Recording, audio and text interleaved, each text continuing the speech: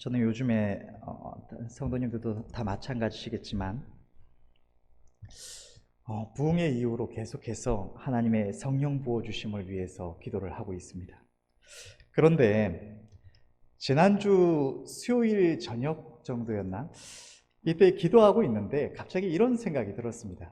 그전에도 이렇게 때때로 한 번씩 했던 생각이었지만 하나님께서 곧 우리의 기도에 응답해 주시고 또 오래전부터 보여주신 이 하나님의 뜻을 이루어 주셔서 우리에게 하나님의 성령을 충만하게 부어 주실 때에 하나님께서 우리를 보내시는 곳마다 아주 놀라운 이런 기적과 같은 역사들이 나타날 텐데, 그때에 혹시라도 내가 이 하나님의 놀라운 일들이 일어나는 것을 볼 때에 내 마음이 내가 마땅히 가져야 할 그 생각을 벗어나서 하나님 앞에서 합당하지 않은 마음을 가질 수가 있지 않을까. 내가 하나님의 역사하시는 것을 마치 내가 무언가를 하는 양 그 영광을 내가 취하려고 할 수도 있지 않을까, 이런 생각이 든 것입니다.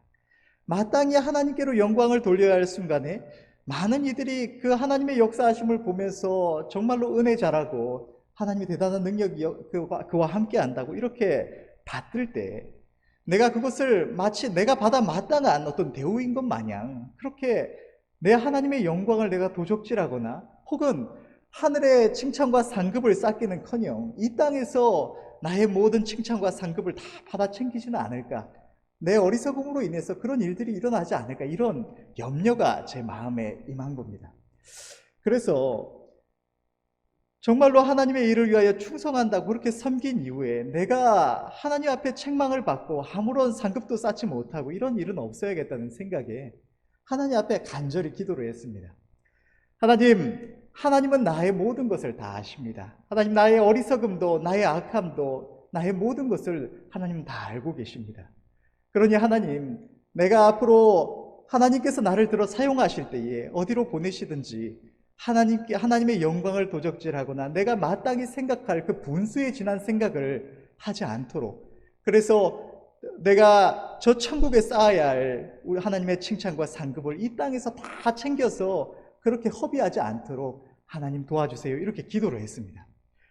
그런데 그 다음날 이 목요일 점심에 우리 보배사모와 함께 이 점심을 먹으면서 간증을 한 편을 보자 이러면서 어떤 간증을 봐야 되나, 그 전에 보던 게 다 본 뒤라서 어떤 누구의 간증을 보아야 할까 하는데 마땅히 생각나는 분은 없고, 그래서 막 이렇게 넘겨보다가 우연찮게 조용기 목사님의 간증을 틀게 됐습니다.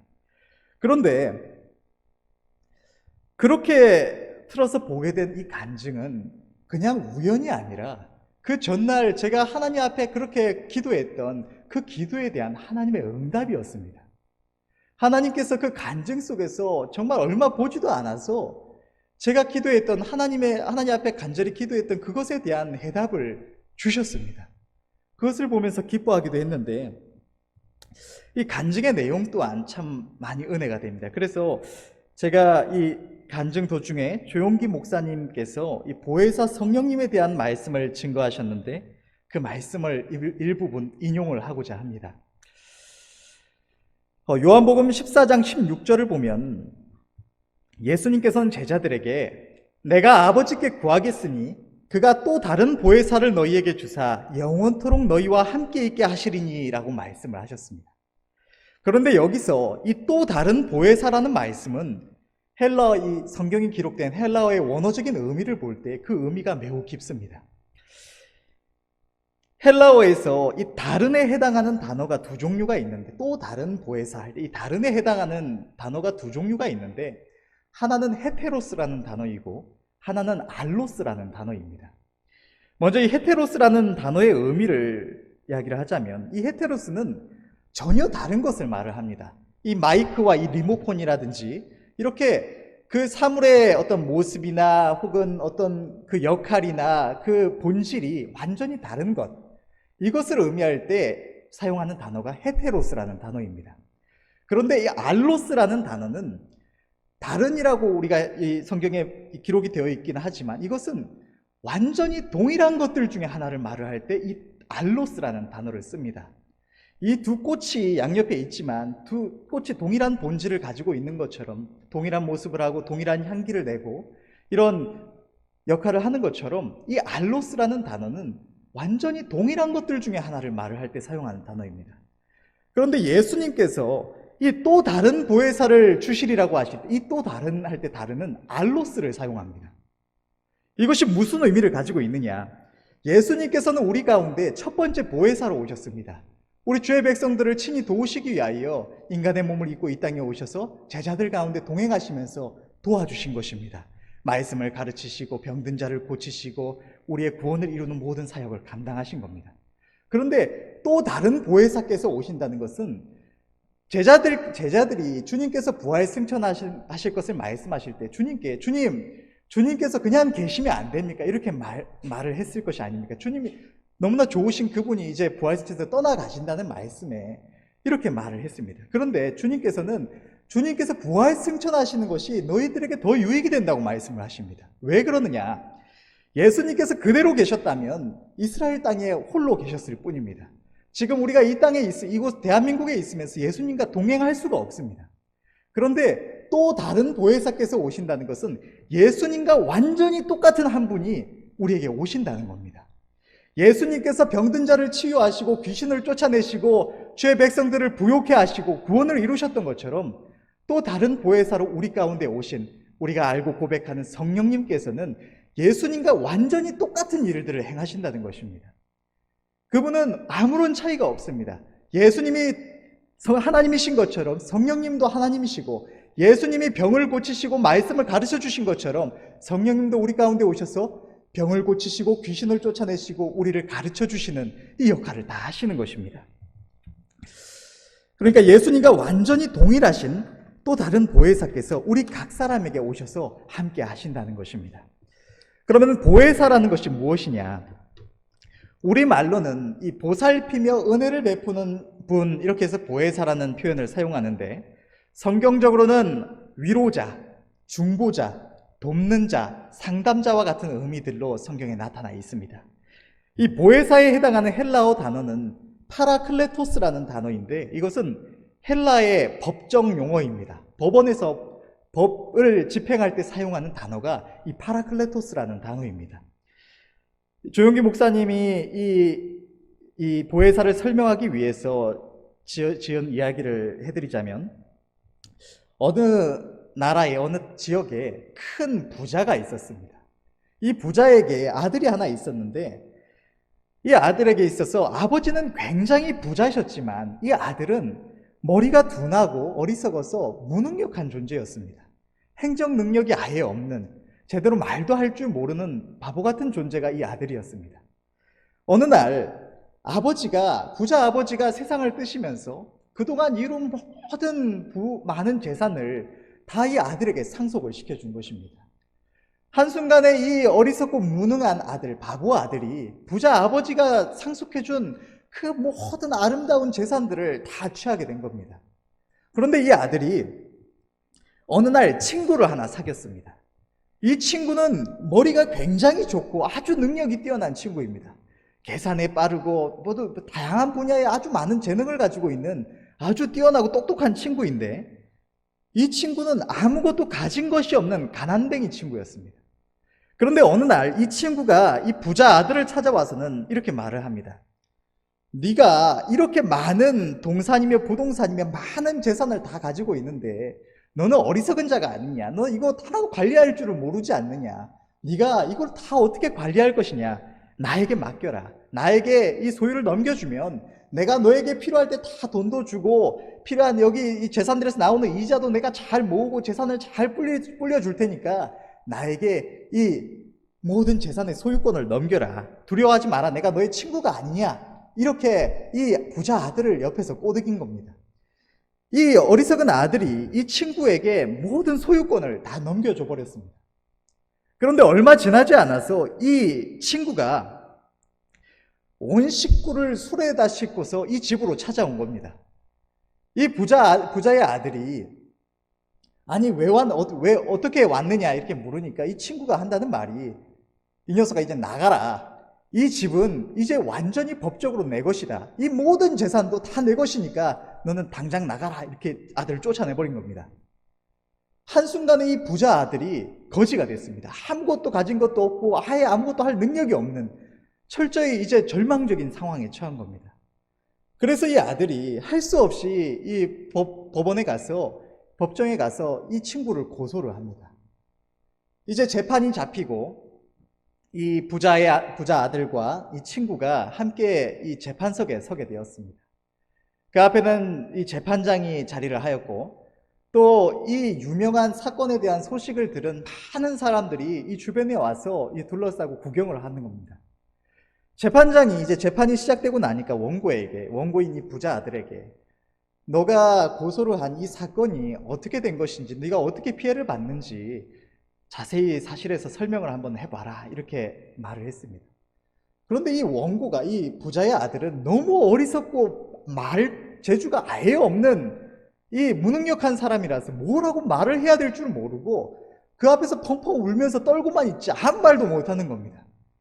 이 재판장이 시간이 지나가는데 말은 하질 않고 이러고 있으니까 그 고소를 당해서 나온 그 친구에게 네가 그럼 한번 설명을 해봐라, 이게 어떻게 된 건지 설명을 해봐라, 이렇게 합니다.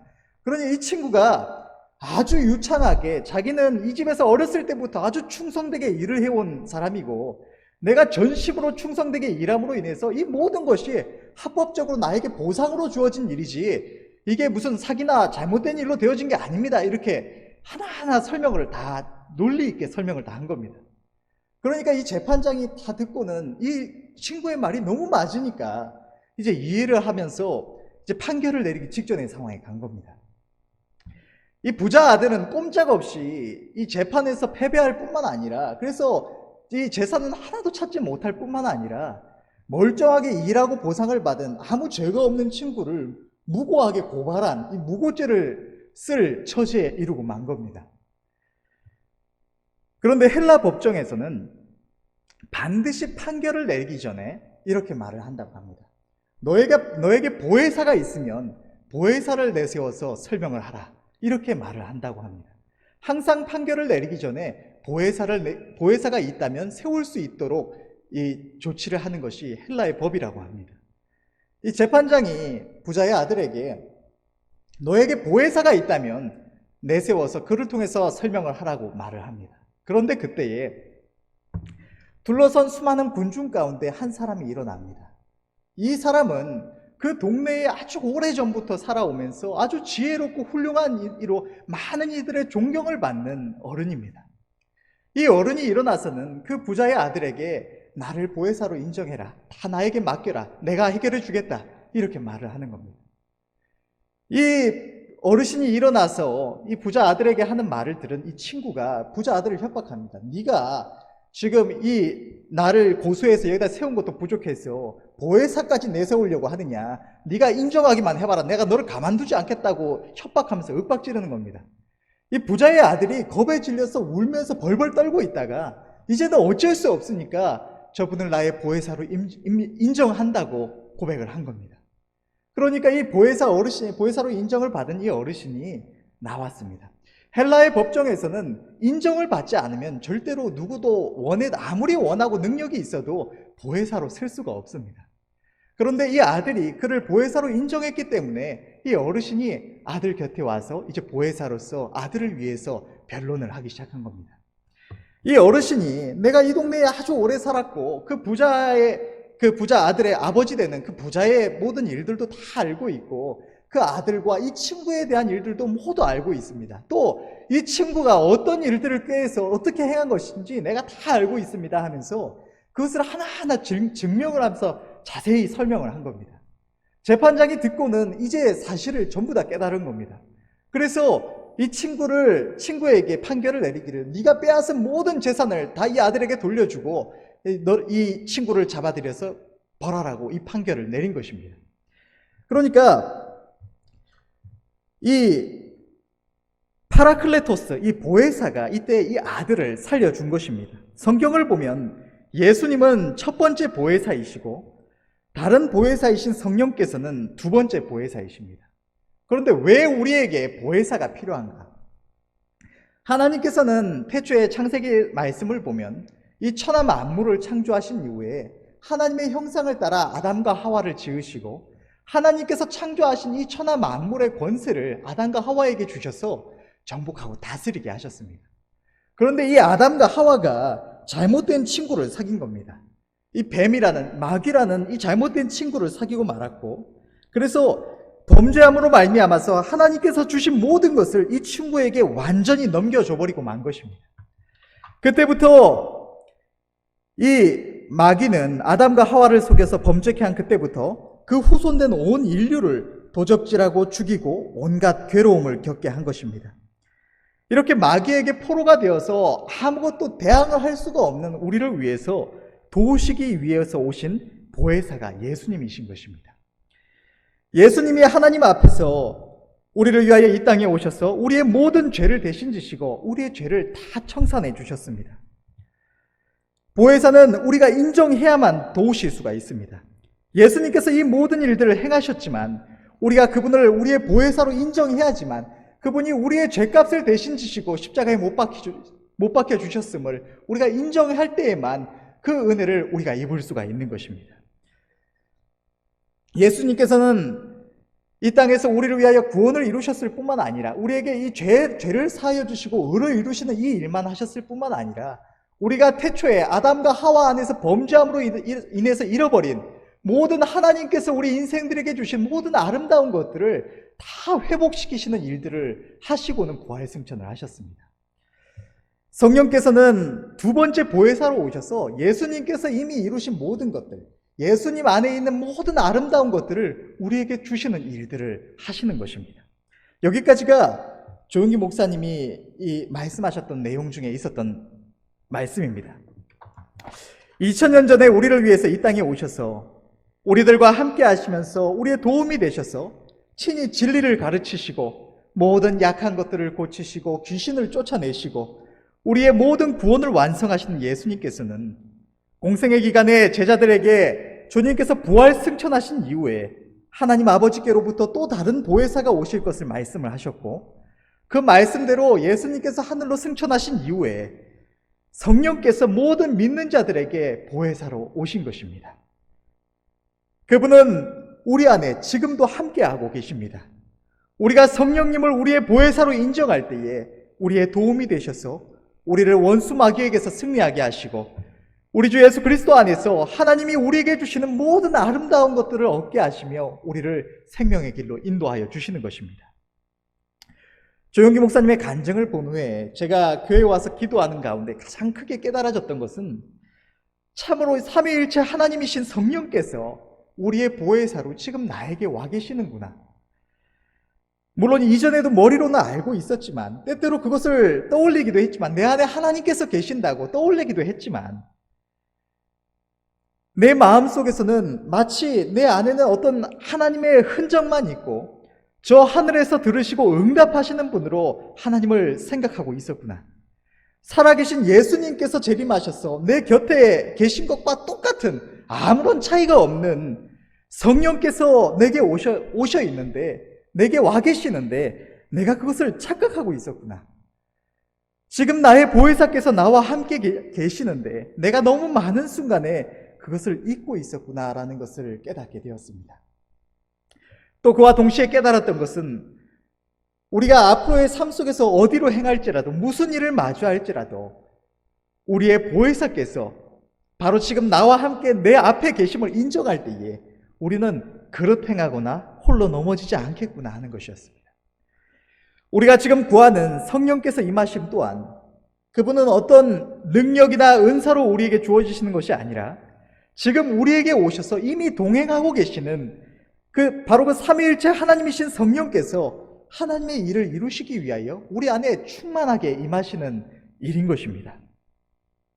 그렇다면은 예수님의 공생의 기간에 예수님과 동행하던 제자들이 예수님의 행하신 기적들을 보면서 옆에서 따라다니면서 구경만 한 자기들이 목이 고다지고 어깨가 높아져서 스스로 영광을 취하는 이런 바보 같은 일을 행하지 않았던 것처럼 이후에 우리 가운데 성령께서 임하셔서 행하실 일들 또한 우리가 분명히 분명한 인격을 가지고 우리에게 임하신 성령께서 계심과 그 모든 일들이 그분이 행하신 일들임을 인정할 때에 우리는 그저 예수님 당시에 주님을 따르던 제자들처럼 그분께 쓰임을 받아서 예수님께서 제자들에게 이리로 가자 하시면 제자들이 예수님을 모시고 이리로 가고, 예수님께서 저기 가서 동네에 들어가면 낙이 한 마리가 묶여 있을 것인데 그것을 풀어오너라 하면 풀어오고, 이런 일들을 행했던 것처럼, 또 5천 명이 모여 있는 데서 가서 떡을 떼어주라고 하셔서 제자들이 떼어주었던 것처럼 우리는 다만 예수님의 시키시는 일을 행하시는 주의 종일 뿐이지 그 일을 행하시는 분은 예수님이셨던 것처럼 오늘날에도 성령께서 우리 안에 오셔서 행하시는 모든 일들은 우리가 행하는 것이 아니라, 그것이 우리의 입술을 통해서 나타나고 우리의 어떤 행동을 통해서 나타날지라도 그것은 우리가 하는 것이 아니라 성령께서 행하시는 일이고, 우리는 다만 예수님 당시처럼 가서 나귀를 풀어오너라 하면 나귀를 풀어오고, 가서 이 말을 해라 하면 이 말을 하고, 이런 심부름을 하는 존재에 불과하다는 것을 깨달을 수가 있는 것입니다. 그러면 우리가 분수에 지난 생각을 품고 어리석은 일을 행하지 않을 수가 있는 것입니다. 마태복음 1장 23절의 말씀을 보면 이렇게 기록되어 있습니다. 보라, 처녀가 잉태하여 아들을 낳을 것이요 그의 이름은 임마누엘이라 하리라 하셨으니 이를 번역한즉 하나님이 우리와 함께 계시다 함이라. 하나님이 우리와 함께 계시다라는 의미를 가진 이 임마누엘은 예수님께 대하여 예언된 예수님의 이름이요 또 동시에 하나님의 속성입니다. 2000년 전에 이 땅에 오셔서 제자들과 동행하시며 주의 백성들의 도움이 되셨던 보혜사 예수님만이 임마누엘 하나님이신 것이 아니라 그분의 부활 승천하신 이후에 우리에게 임하신 또 다른, 그러나 동일한 한 분 보혜사 성령님이 계신 것입니다. 성령께서는 우리가 주님을 구주로 영접하였을 때 우리에게 오셔서 영원토록 우리와 함께 하시는 분이십니다. 그분은 삼위일체 하나님이시며 아버지와 아들의 영이시기 때문에 우리는 그분을 하나님, 아버지, 주님이라고 부를 수가 있습니다. 그러나 성령께서는 인간의 몸을 입고 이 땅에 오셨던 예수님처럼 분명한 한 위격의 하나님이십니다. 그분은 너무나 확실하게 우리 가운데 와 계시는 것입니다. 그러나 여러분은 그분을 늘 모시고 인정하며 살아가고 계십니까? 아니면 미처 잊어버리고 인정치 않은 채로 살아가고 계십니까? 내가 어디에 있든지, 내가 지금 무엇을 하고 있든지, 어떠한 상황에 처해 있든지 나를 도우시기 위해서 이 땅에 오신 보혜사 성령께서 매 순간 나와 함께 계심을 인정하고 계십니까? 그리고 그분을 모시고 그분과 교통하며 살아가고 계십니까? 아니면 그분이 분명한 실체로 우리 각 사람에게 와 계심에도 잊어버린 채 성령님을 인정치 않고 살아가고 계십니까? 혹 가끔 생각날 때 그래 내 안에 하나님이 계시지 하고 무슨 품속에 부적 하나 품은 것처럼, 혹은 나무나 금이나 은으로 만들어서 말도 하지 못하고 움직이지도 못하는 우상단지 하나 우리 품속에 품은 것처럼 그렇게 성령님을 여기고 계시지는 않으십니까? 저 하늘 보좌에 계신 하나님의 아버지와 그 우편에 계신 부활하신 주님의 음성을 전달해주는 무슨 메신저 하나 마음속에 품은 것처럼 그렇게 가볍게 여기고 계시지는 않으십니까? 임마누엘, 우리에게 오셔서 우리와 함께 하시는 하나님이 계십니다. 단 한순간도 우리를 떠나지 아니하시고 동행하시는 그분을 기도할 때에, 어떤 역사가 필요할 때에 하늘에서 들으시고 역사하시는 분으로만 생각하고 있는 것은 아닙니까? 우리는 그분을 늘 인정하며 모시고 그분의 음성을 청종하며 교통해야 합니다. 오늘 본문에는 이스라엘의 대왕이었던 주의 종 다윗이 자기 하나님을 얼마나 분명하게 알고 또한 모셨는지가 분명하게 나타나 있습니다. 7절과 8절의 본문을 통해서 우리는 주의 종 다윗이 하나님을 저 멀리 하늘에 계신 이가 아니라 그와 함께 하시는 임마누엘의 하나님으로 모셨음을 알 수가 있습니다. 그는 하나님께서 그와 함께 계셔서 날마다 그의 심장, 그의 마음속에서 그를 교훈하시는 분이심을 고백했고, 또 어디를 가든지 그가 자기 하나님을 모셨음을 고백하고 있는 것입니다. 주의 종 다윗은 자기 영광의 하나님을 찬양하며 오늘 본문의 시편 16편을 기록했던 것입니다. 시편 16편을 한 절씩 보도록 하겠습니다. 1절부터 보면 하나님이여 나를 보호하소서 내가 주께 피하나이다. 하나님은 우리의 보호자가 되십니다. 성령께서는 우리에게 찾아오셔서 우리 각 사람, 저와 여러분들 한 사람 한 사람과 영원토록 함께 하시면서 우리를 저 악한 마귀의 권세로부터 또 한치 앞을 알 수 없는 우리의 삶의 모든 위험으로부터 우리를 지켜 보호하여 주시는 것입니다. 그분이 임마누엘의 하나님이 아니셨다면 우리는 어쩌면 두려워해야 했을 수도 있습니다. 혹 하나님께서 지금 이 순간에 나를 생각하시지 않으시면 어쩌나, 혹 하나님의 도우심이 나에게 이르기 전에 내가 화를 당하면 어쩌나 염려해야 됐을 수도 있습니다. 물론 하나님은 시공간에 제약이 없으시고 모든 것을 아시기 때문에 하나님께 이즘이 되거나 또는 하나님의 도우심이 이루기 전에 우리가 화를 당하는 일은 있을 수가 없습니다. 그러나 우리는 믿음이 연약하고 어리석은 인생들이기에 이스라엘 백성들이 하나님을 향해서 부르짖었던 것처럼 내 사정은 여호와께 숨겨졌고 원통한 것은 수리하심을 받지 못한다고 그렇게 부르짖었던 것처럼 우리 또한 생각할 수가 있지 않았겠습니까? 그러나 하나님은 친히 우리에게 오셔서 매 순간 함께하고 계십니다. 엘리사 선지자가 아람 군대 앞에서 우리와 함께한 자가 저와 함께한 자가 많다고 고백하였던 것처럼 그때 사원의 눈을 열어서 하늘에 하나님의 병거가 그들과 함께하고 있던 것을 보여주셨던 것처럼 그때에는 하나님의 군사들이 저들과 함께하였지만 지금은 만군의 여호와 하나님께서 우리와 친히 함께하고 계신다는 것입니다. 내가 여호와께 아뢰되 주는 나의 주시오니 주밖에는 나의 복이 없다 하였나이다. 하나님은 우리의 모든 복, 우리의 모든 선함과 모든 아름다움이 되십니다. 모든 부요가 되십니다. 모든 부와 귀가 그분께 있고 인생의 행복과 형통함이 그분께 있으며 참되고 영원한 희락이 그분께 있습니다. 영원부터 영원토록 만물의 가장 귀하고 아름다운 것이 여호와 우리 하나님, 지금 우리에게 오셔서 우리의 심령 속에 거하는 그 하나님께로 말미암아 우리에게 넘치도록 부음이 되는 것입니다. 아들을 위해서 무엇이든지 주시는 부자 아버지를 가진 사람은 주머니 속의 몇 푼의 물질에 별 큰 의미를 두지 않습니다. 세상에서 가장 강한 용사를 평생의 보호자로 둔 사람에게 나의 싸움 실력은 강하나 약하나 별 의미가 없습니다. 천하 만물의 이치를 모두 알고 언제나 곁에서 돕는 조언자를 둔 사람에게는 내가 가진 조그만한 지식은 별 가치가 없습니다. 그저 내 곁에 계신 나의 보혜사를 나의 유일한 보배로 삼고 귀하게 여기며 그분이 주시는 모든 것을 인하여 감사하며 찬양할 일만이 있을 뿐인 것입니다. 하나님이 우리의 모든 아름다움이 되셔서 친히 우리와 함께하여 주시는 것입니다. 3절과 4절의 말씀을 보면 땅에 있는 성도는 존귀한 자니 나의 모든 즐거움이 저희에게 있도다. 다른 신에게 예물을 드리는 자는 괴로움이 더할 것이라. 나는 저희가 드리는 피의 전제를 드리지 아니하며 내 입술로 그 이름도 부르지 아니하리로다. 주의 종 다윗은 이 땅의 모든 성도들은 이 좋으신 하나님께서 친히 구별하여 부르신 존귀한 자들이기 때문에 자신도 주의 성도들을 사랑하며 그들로 인하여 즐거워한다고 고백했습니다. 주의 종 다윗의 이 고백은 이스라엘의 목자로 왕으로 세움받은 이로서 하나님의 양떼가 자기 하나님을 향하는 그 모습을 보면서 즐거워했던 그것이 그의 가장 큰 즐거움이라는 고백이기도 하지만 또한 동시에 그도 하나님의 귀한 양으로서 하나님의 부르심을 입은 거룩한 성도로서 그들과 함께 하시는 좋으신 하나님을 인하여 함께 한없이 즐거워하는 이 성도의 즐거움을 고백하는 것이기도 합니다.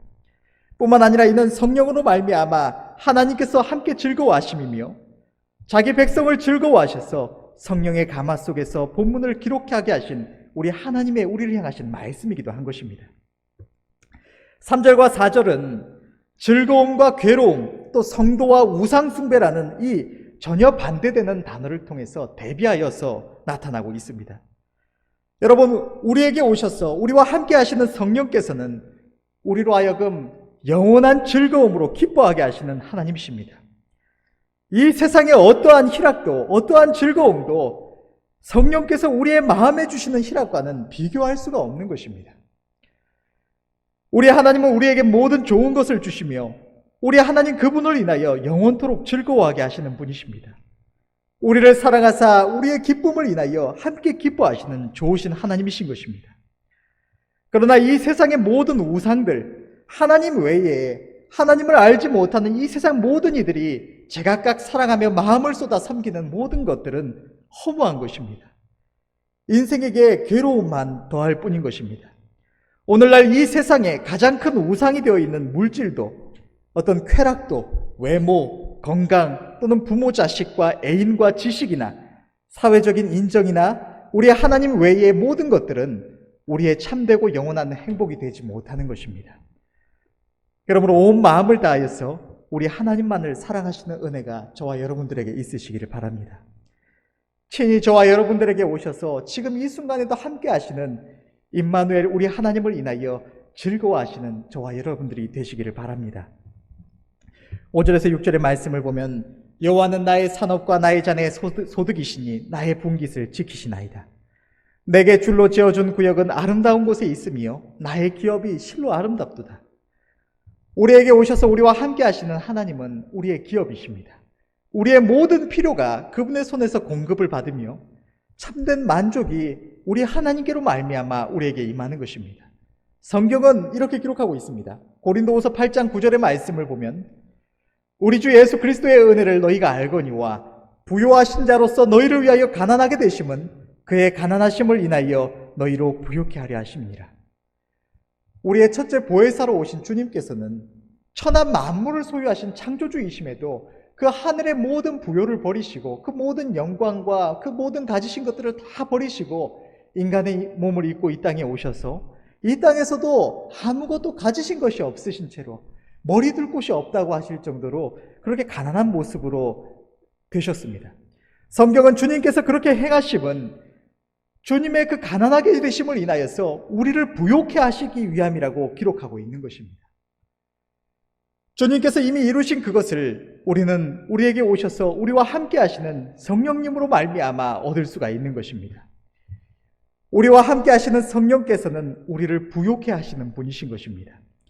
뿐만 아니라 이 세상 하나님이 없는 이들은 아무리 수고하고 애를 써도 자신이 수고한 바를 누리지 못하고 헛되이 고생만 하는 경우가 너무나 많습니다.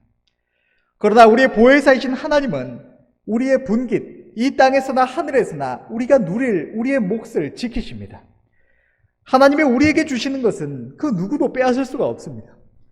하나님은 우리의 모든 수고의 소상과 또 하나님의 우리를 축복하셔서 더해주시는 모든 풍성하고 아름다운 것들을 우리의 분깃으로 우리에게 주셔서 항상 우리로 하여금 누리게 하시고 그로 인하여 하나님께 감사하며 찬양하게 하시는 것입니다. 하나님이 없는 이 세상의 모든 수고는 허망할 뿐이요 자기의 영혼을 죽일 뿐인 것입니다. 그러나 하나님 안에서 우리의 수고는 하늘의 소망까지 있습니다. 6절의 말씀은 내게 줄로 재어준 구역이 아름다운 곳에 있다고 기록을 하고 있습니다. 이것은 이스라엘의 토지법에 대한 말씀인데 이스라엘의 토지법은 여호수아 때에 최종 모세와 여호수아로 말미암아 각 지파별로 그들의 조상을 따라 정해진 기업이 자손 대대로 그대로 이어가도록 정해져 있는 것이 이 이스라엘의 토지법입니다. 여호수아 때의 경계를 다 재서 이스라엘 각 지파별로의 인구수별로 조상별로 다 그 땅을 분배해서 기업으로 차지하게 하고 이 땅은 결코 완전히 팔리거나 잃어버리게 되는 법이 없는 영원한 기업입니다. 누군가가 가난하여서 그 후손 때에 그 땅을 팔았더라도 그 기업을 누군가에게 넘겼더라도 희년이 되면 다시 그 땅이 돌아와서 조상에게 속하게 되는 영원한 기업을 의미하는 것이 이스라엘의 토지법입니다. 이것은 이스라엘의 이 제도는 하나님 나라의 제도를 보여주는 것이기도 합니다. 하나님께서 줄로 재어 정하게 하신 이 이스라엘의 기업이 조상으로부터 영원히 유지되는 것은 하나님께서 저 하늘에서 우리에게 주실 우리의 상급, 우리의 영원한 기업을 의미하는 것이기도 합니다. 그 기업은 지극히 아름다운 것이며 결코 빼앗기거나 잃어버리는 일이 없이 우리 하나님과 영원한 만족을, 영원한 행복을 누릴 우리가 곧 이르러 갈 곳이기도 한 것입니다. 우리의 기업이신 하나님께서는 우리에게 오셔서 우리와 함께 하시며 우리를 친히 공급하실 뿐만 아니라 우리의 이 땅에서와 저 영원한 나라에서 누릴 우리의 분깃의 보장이 되시는 것입니다. 7절의 말씀을 보면 나를 훈계하신 여호와를 송축할지라 밤마다 내 심장이 나를 교훈하도다. 우리가 성령님을 인정할 때에 성령께서는 우리와 동행하시며 예수님께서 공생의 기간에 제자들에게 가르쳐 주셨던 것처럼 성령께서도 동일하게 친히 우리의 스승이 되셔서 우리에게 모든 것을 가르치시며 교훈해 주시는 것입니다. 우리의 영혼이 하나님을 떠나서 잘못된 길로 행하지 않도록, 홀로 헤매이며 낙심하지 않도록 성령께서 우리를 친히 교훈하여 주시는 것입니다.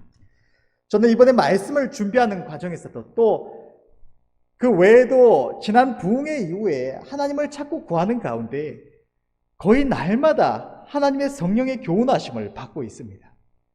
이번에 이 말씀을 준비함에 있어서도 하나님 어떤 말씀을 전해야 될까요? 하나님 어떤 말씀을 전하기를 기뻐하십니까? 이렇게 물으면서 하나님의 인도하심을 따라서 본문을 정하고 주제를 정했는데, 그러고 나니까 말씀을 준비해야 되는데 어떻게 준비해야 될지 전혀 감이 안 오는 겁니다. 내가 뭔가 어떤 지식을 가지고 그것을 이렇게 풀어서 이번에는 이 주제가 좋겠다, 이거를 전해야겠다, 이렇게 생각해서 본문을 정하고 주제를 정해서 말씀을 준비한 것이 아니라 기도하다 보니까 이 말씀을 도무지 어떤 본문을 잡아야 될지 모르겠어서 하나님 앞에 하나님 어떤 말씀을 전해야 될까요? 이렇게 기도하던 중에 하나님께서 한 주제가 생각나게 해주셔서 그 주제를 가지고 그러면 하나님 본문은 어떤 본문을 정해야 될까요? 하면서 기도하다 보니까 우연찮게 하나님께서 또 깨닫게 해주시는, 보여주시는 본문을 통해서 이 본문을 정한 겁니다. 그러니까 알고 있는 것을 막 풀어내서 정리해서 쓴 게 아니라 어떻게 준비해야 될지 전혀 모르겠는 상태로 하나님 앞에 그 다음부터 나와서 하나님 이거 어떻게 준비해야 됩니까? 하나님 알려주세요. 그러면서 계속 기도하면서 했더니 하나님께서 그때 이 말씀을 깨닫게 해주시고 은혜를 주시는데, 제가 알고 있던 것을 준비했다면 제가 말씀을 준비하면서 이미 알고 있던 거 푸는데 물론 그것도 은혜가 될 때가 있지만 그렇게 크게 은혜가 되지 않을 때도 있습니다. 그런데 이런 말씀들을 하나님께서 그때 가르쳐 주시는데 성령께서 깨닫게 해주시는 그것이 얼마나 큰 기쁨이 됐는지 모릅니다. 갑자기 중간에 막혀서 하나님 이거 본문 말씀 이거 잘못 정한 거 아닙니까? 하나님 이거 이렇게 전하는 게 맞습니까? 이렇게 막 부르지만 하나님 이거 내가 기도하면서 이거 책임져 달라고 해서 기도하면서 했는데 하나님 책임 안 져주시면 나는 어떻게 하나님을 의지하면서 합니까? 하나님 책임져 주세요. 막 이렇게 기도했더니 바로 그 다음날 하나님께서 이런 거 다 하고 이렇게 깨닫게 해주셔서 또 준비를 하고, 그러면서 하나님 또 의지하지 못하고 내가 하나님 앞에 이렇게 불평하고 죄송합니다 하면서 또 준비하고, 하나님께서 우리에게 가르쳐 주실 때, 지도해 주실 때, 우리에게 친히 말씀하실 때 그 기쁨을 그 들은 이들만이 깨달을 수 있는 기쁨인 것입니다. 하나님께서는 친히 우리에게 찾아오셨어요. 옛날 예수님께서 제자들과 동행하셨던 것처럼 우리를 지금도 동일하게 가르치시며 교훈하고 계시는 것입니다. 나를 훈계하신 여호와를 송축할지라는 이 죄종 다윗의 고백처럼 성령님의 교훈을 받는 자는 언제나 이 좋으신 하나님을 찬양할 수밖에 없는 것입니다. 8절과 9절의 말씀을 이어서 보면 내가 여호와를 항상 내 앞에 모시며 그가 내 우편에 계심으로 내가 요동치 아니하리로다. 이러므로 내 마음이 기쁘고 내 영광도 즐거워하며 내 육체도 안전히 거하리니. 죄종 다윗은 그의 보호자이시며 그의 가장 귀한 보배이시며 그의 영원한 기업과 스승이 되시는 이 좋으신 하나님을 항상 인정하며 그 앞에 모셨습니다. 그로 인해서 그 어떠한 환난 속에서도 우리가 성경에서 얼마나 많은 환난이 그에게 있었음을 볼 수가 있습니까? 그러나 그 모든 환난 속에서도 성령께서 그와 함께하고 계셨기 때문에 그는 요동치 않았다고 하나님을 찬양했노라고 고백을 하고 있는 것입니다. 이 하나님께서 이미 저와 여러분들의 보혜사로 임마누엘, 우리와 함께 하시는 하나님으로 우리에게 와 계시는 것입니다. 우리가 다만 그분을 인정하며 그분을 우리 앞에 모시고 행할 때에 우리 또한 죄종 다윗의 찬양하며 즐거워했던 이 은혜를 누릴 수가 있는 것입니다. 10절의 말씀을 이어서 보면 이는 내 영혼을 음부에 버리지 아니하시며 주의 거룩한 자로 썩지 않게 하실 것입니다. 이 말씀은 우리 예수님께서 부활하실 것을 나타낸 예언의 말씀이기도 하지만 이는 우리에게 오셔서 함께 하시는 성령께서 우리의 부활의 보증이 되시는 것을 나타내기도 하는 것입니다. 성경은 이렇게 기록하고 있습니다. 고린도후서 5장 1절에서 5절의 말씀을 보면 만일 땅에 있는 우리의 장막집이 무너지면 하나님께서 지으신 집, 곧 손으로 지은 것이 아니요 하늘에 있는 영원한 집이 우리에게 있는 줄 아나니 과연 우리가 여기 있어 탄식하며 하늘로부터 오는 우리 처소로 덧입기를 간절히 사모하노니 이렇게 입음은 벗은 자들로 발견되지 않으려 함이라. 이 장막에 있는 우리가 짐진 것 같이 탄식하는 것은 벗고자 함이 아니요 오직 덧입고자 함이니 죽을 것이 생명에게 삼킨 바 되게 하려 함이라. 곧 이것을 우리에게 이루게 하시고 보증으로 성령을 우리에게 주신 이는 하나님이시니라. 하나님께서는 우리의 부활의 보증으로 우리에게 성령을 주셨다고 기록하고 있는 것입니다.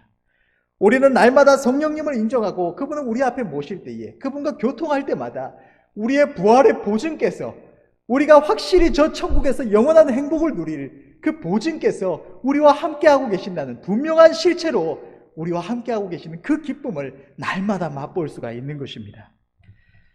11절의 말씀을 이어서 보면 주께서 생명의 길로 내게 보이시리니 주 앞에는 기쁨이 충만하고 주의 우편에는 영원한 즐거움이 있나이다. 성령께서는 우리를 언제나 생명의 길로 인도해 주십니다. 우리가 하나님의 기쁘신 뜻 가운데로 행할 수 있도록 정욕대로 하나님이 기뻐하시지 않는 잘못된 길로 행치 않도록 우리를 온전히 인도해 주시는 것입니다. 그 길은 순종하여 행하기 전에는 죄로 오염된 우리의 마음과 또 그 속에서 역사에서 우리를 어떻게든 넘어뜨리게 하려는 이 악한 영들로 인해서 우리에게 때때로 괴로움과 염려가 되기도 하지만 성령의 인도하심과 도우심으로 그 길을 행한 후에는 그 괴로움과 염려는 온데간데 없어지고 영원한 기쁨과 즐거움만이 충만한 길이 성령님께서 인도하여 주시는 길인 것입니다. 그렇기에 주의 종 다윗은 우리 하나님이 계신 곳, 그분과 동행하는 길에는 기쁨이 충만하며 영원한 즐거움이 있다고 찬양하고 있는 것입니다. 우리의 보혜사이신 성령께서는 우리가 그분을 인정하며 그분과 교통할 때에 우리의 도움이 되시며 우리의 보호자, 우리의 기업, 우리의 목자, 우리의 선생, 우리의 참 주인이 되어 주십니다. 11절에서 주의 종 다윗이 고백했던 바와 같이 우리는 임마누엘 우리 하나님을 인정하며 교통하며 그분과 동행할 때에 이 땅에서 하늘의 기쁨을 맛볼 수가 있는 것입니다. 우리가 잘 아는 찬양처럼 주 예수와 동행하니 그 어디나 하늘나라. 제가 이 말씀 생각하면서 이 말씀을 준비하면서 찬양을 생각하고 이러고 있었는데 아까 목사님께서도 저기 카페에서 이 찬양을 부르시고 계시더라고요. 우리 안에 성령께서 계시기 때문에 성령님과 동행할 때에는 언제나 우리의 마음속에 지금 우리가 이 고통 많은 이 세상을 살아가고 있지만 우리의 심령에 저 주님과 함께 저 영원한 하늘나라에 거하는 그 기쁨이 우리 안에 충만히 이르게 되는 것입니다. 임마누엘 나의 보혜사께서는 나와 함께 계심을 인정하며 그분을 날마다 내 앞에 모시고 살아갈 때에 그 삶은 그렇지 않은 삶과는 전혀 다를 수밖에 없는 것입니다. 문제 앞에서 나 홀로 서 있는 것이 아니라 나의 보혜사 하나님이 나와 함께 하심을 보는 것. 세상의 필요 앞에서 아무것도 없는, 아무 능력이 없는 나 홀로 있는 것이 아니라 나의 기업, 나의 공급자가 되시는 나의 보혜사께서 나와 함께 계심을 보는 것. 우리의 영혼의 광야길에서 소경되고 무지한 나 홀로 행하는 것이 아니라 나의 목자, 나의 선생께서 나와 함께 계심을 보는 것. 내 곁에 나의 부활의 보증께서 함께 계심을 보는 것. 또 그분 안에서 저 천성의 아름다움을 보는 것. 성령의 인도하심이 때로는 나의 생각과 나의 정욕과는 달라서 그 길이 험하고 고되게 느껴진다고 할지라도 그 길에 나의 주, 나의 사랑이신 하나님께서 함께 행하심을 보는 것, 그 뒤를 따르는 것, 이러한 삶에는 참으로 기쁨이 충만한 것입니다.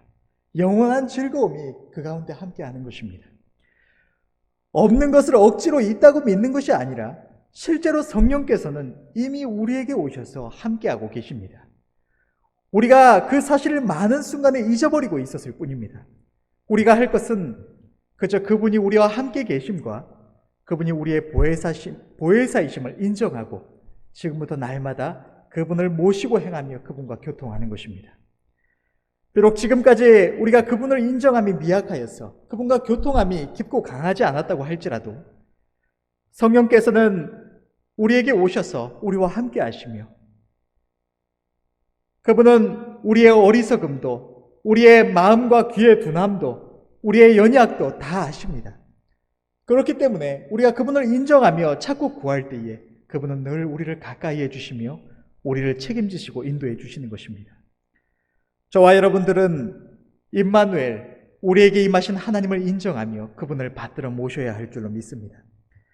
우리 눈에 보이지 않는다고 분명히 내게 오신 그분을 마치 없는 것처럼 그저 어떤 은혜, 어떤 은사, 어떤 복처럼 인격으로 인정치 아니하고 무시하거나 잊어버려서는 결코 안 되는 것입니다.